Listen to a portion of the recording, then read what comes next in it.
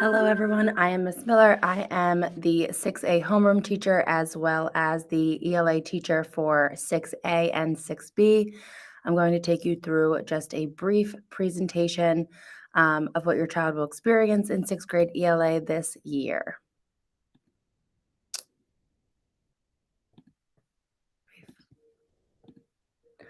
Okay, so welcome to 6th grade English Language Arts. This year we have a couple different learning outcomes that we will experience. Most of them undergo the idea of mastering both fictional literature as well as nonfiction and informational texts.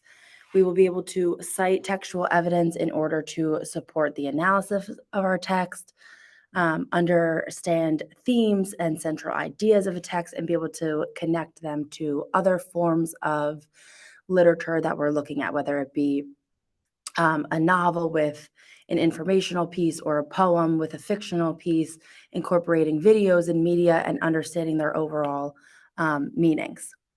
They're also going to be able to take what they're reading and then show their knowledge through both written pieces as well as verbal pieces so we can get them ready for high school and being able to be more confident in their presentation skills.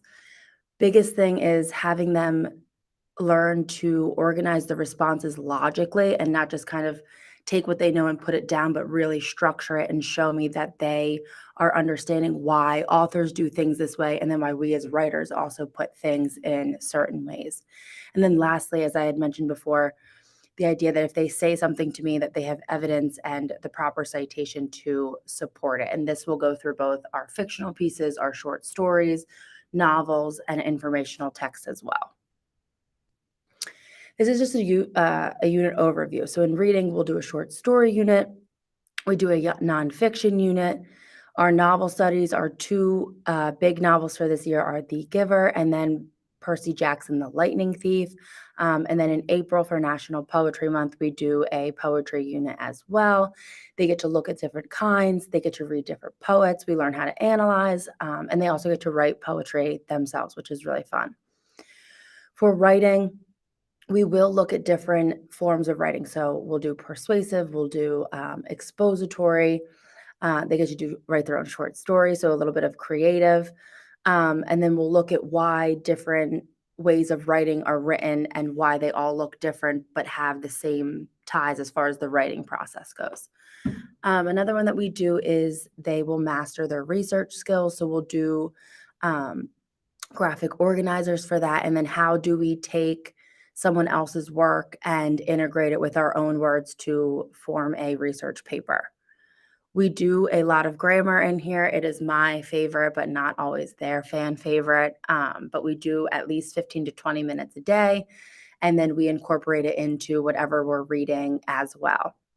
Lastly, which is new to 6th grade this year, is going to be their writing workshop, which is super fun. So it's a 40-minute block where we give them different prompts and they get to just experience that creative flow and writing and getting used to developing their own ideas. Just some basics of what you need to know. So I guess, love the idea of differentiated learning experiences. So they will get oftentimes a choice board of different projects that they can do for whatever the assignment may be. And then they get that idea of control and having like a sense of pride over the work because they were the ones that got to choose it. Much integration of technology. So we use their iPads and different programs that Norwood offers us. We develop the idea of a cross-curricular mindset. So they might be doing ancient Greek in social studies, and then we'll incorporate Percy Jackson, which is about myths, into ELA. So they get to see the connections coming from not just in the ELA classroom, but from all of their classrooms as well. And then extension projects are more like hands-on, not just like papers and PowerPoints all the time, but things that they get to kind of build and create. Their learning tools for me include their iPads, Google Classroom, and Playlist. This should be familiar from last year as far as devices go. Google Classroom is my main source to post things. They can always find the playlists on there, as well as like due dates, notes from me. We can message back and forth on there, which is a really great tool. I have it on my phone, so I usually get things pretty quickly and respond quickly to them as well. Last thing is playlists, which I just want to show you what mine looks like. There usually is a third section at the bottom that says reading, but in here I break down everything that we do in class that day with really specific instructions. Any links or PowerPoint slides that they need are in the resource column. Location changes. Sometimes it's not in the playlist at all.